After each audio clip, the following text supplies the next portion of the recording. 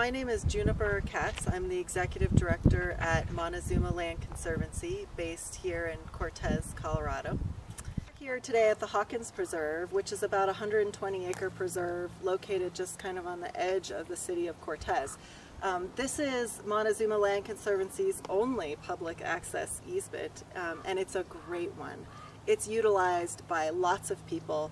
The property is special for a lot of reasons. It contains kind of the classic southwestern, what's called slick rock,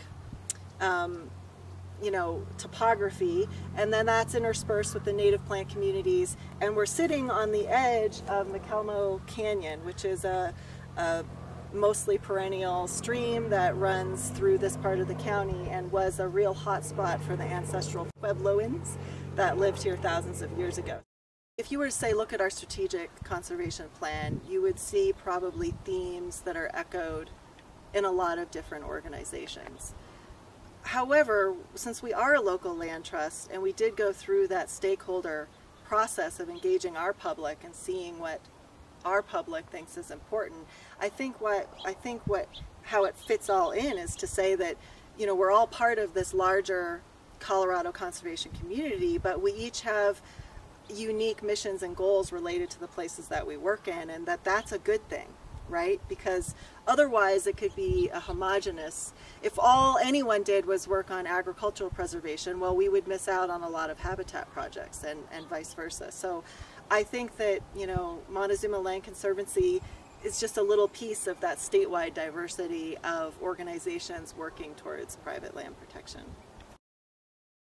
Some people say to me, well, why do we need more private land protected if we've got millions of acres of public land? And my response to that is, that's true. We do have lots of acres of public land. But if you look at where the most scarce resources are, they fall on private land. So the rivers, the riparian areas, the really good farm ground, all of this is on private property. So that's why we really see that there's a need to be proactive in protecting some of those most important resources.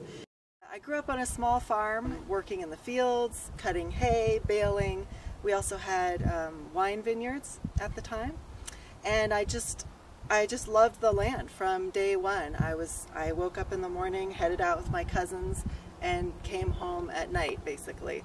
And I thought I would live there my whole life. It was just totally my passion, but we couldn't make it as a business, so my family decided to sell the farm. And at that point I decided that I would help others keep their land. And I wasn't quite sure how that was going to unfold, so it wasn't until really graduate school that I learned about what land trusts are and what private land protection is. There is something different about being part of a local land trust. I run into people at the grocery store. I take a weekly Spanish lesson, and there's people there that are kind of somewhat affiliated with the Land Conservancy. So I have to say I love that. I wouldn't trade the local land trust quality for anything. We close on a project, I hear about it from the community, how happy people are.